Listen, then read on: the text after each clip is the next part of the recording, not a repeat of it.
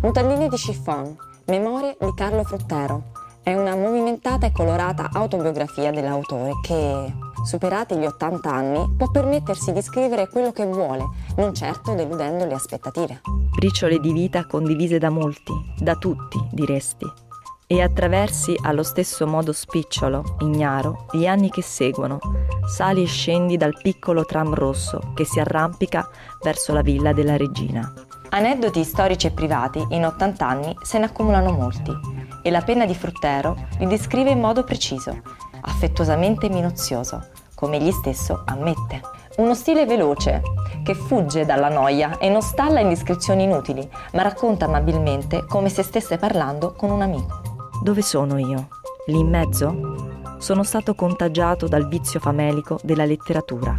È vero, ma a quei tempi che altro si poteva fare in campagna? Spaccavi un po' di legna, giocavi a biliardo, a ramino e poi ti restavano i libri.